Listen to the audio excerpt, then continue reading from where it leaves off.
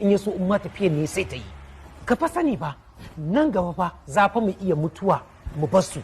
To idan ba mu gyara wannan matsalar batun yanzu haka za ta escalated. With due respect, engineer, what you are saying is bullshit. Yata ba za ta fasa tafiya ba. In ka ga ba tafiya da Rumaisa ba, to sai dai Allah ne ya dauranta. For what? To wallahi ina so ka sani ni kuma ba zan hana yaro ya dau duk matakin da ya ga dama akan yarka ba. And that is your cup of tea and not mine.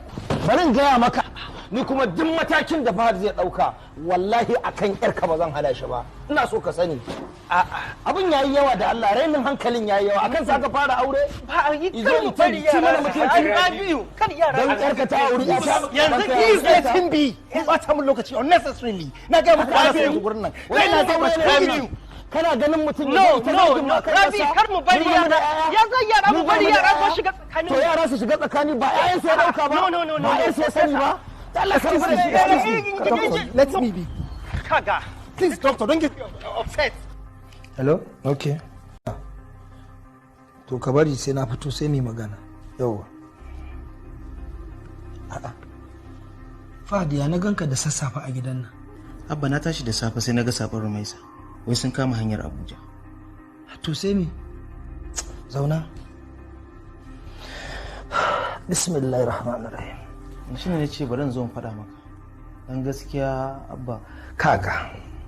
Fahad ka kwantar da hankalinka. Kada wannan abin ya sa wai ka ɗaga hankalinka akan auren wannan yarinyar. Kai abin da duk kaga ya dace. Shari'a kai ta bawa dama. Kar ka bari a gidanka a raina ka a mai da kai surkududu. Kar ka yadda.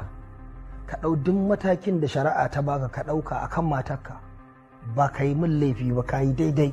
Haba Alhaji ya za ka ci haka? Hajiya ba zai yiwu mu tilasta wa yaron nan ya auri wacce mu fa muke so ba shi ba kuma su ci gaba da gallaza masa mu ci gaba da danne shi ai ya zama zalunci.